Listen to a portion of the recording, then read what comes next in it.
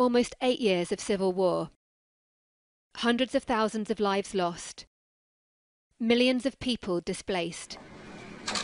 But still, President Bashar al-Assad stays in power.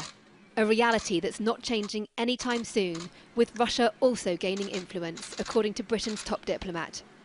I think, the British long-standing position is that we won't have lasting peace in Syria with that regime.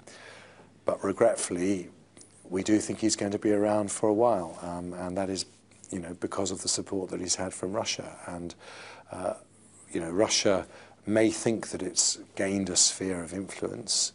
What we would say to them is, yes, and you've also gained a responsibility. And if you're going to be involved in Syria, then you need to make sure that there really is peace in Syria. And that means making sure that President Assad does not use chemical weapons on his own people.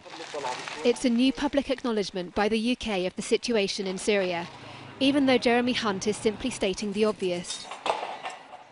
Assad, with his Russian and Iranian backers, is strengthening his grip on power, while an internal uprising supported by Britain and its allies is fading. Some countries, like the United Arab Emirates, are reopening their embassies in Damascus in a show of confidence in the Syrian president.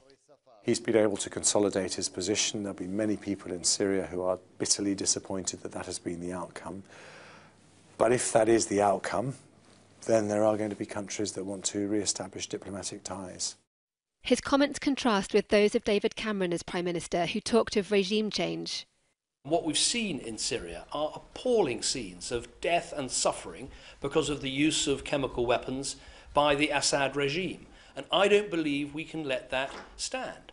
That means having a government that's not terrorising its people, and that is why Assad must go. That seems naive to hope for now. A parallel conflict in Syria against Islamic State could also be nearing the endgame.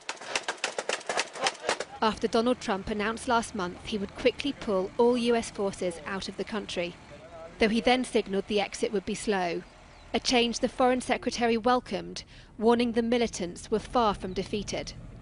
What I would say is that the UK assessment is that the war against Daesh is not over, and so there is a need for a continued Western presence.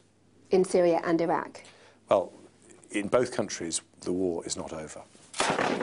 Jeremy Hunt is also focused on what to do about suspected ISIS militants from the UK who are being detained by Kurdish forces allied with US troops in Syria, particularly if the US troops leave.